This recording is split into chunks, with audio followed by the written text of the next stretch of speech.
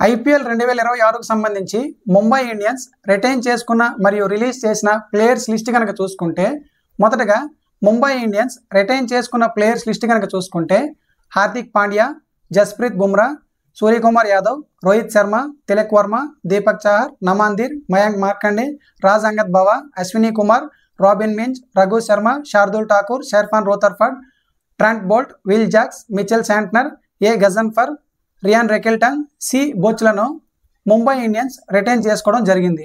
అలాగే Mumbai Indians release చేసిన players list కనుక చూసుకుంటే Arjun Tendulkar, Satyanarayana Raju, Krishnan Shrijith, Karn Sharma, Vignesh Puthur, Reece Topley, Bevon Jacobs, Mujeeb Rahman, Lizaad విలియమ్స్లను ముంబై ఇండియన్స్ రిలీజ్ చేయడం జరిగింది. ముంబై ఇండియన్స్ మొత్తంగా 9 మంది ప్లేయర్స్లను రిలీజ్ చేసింది. అలాగే 17 మంది ప్లేయర్స్ని రిటైన్ చేసుకుంది.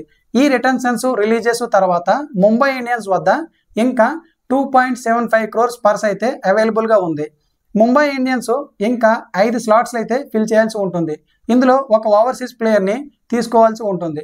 సో డిసెంబర్లో జరగబోయే మినీ యాక్షన్లోకి ముంబై ఇండియన్స్ 2.75 crores యాక్షన్లోకి ఎంట్రీ ఇవ్వబోతుంది. ఈ 2.75 crores పెట్టి ముంబై ఇండియన్స్ 5 స్లాట్స్ ఫిల్ చేయాల్సి ఉంటుంది.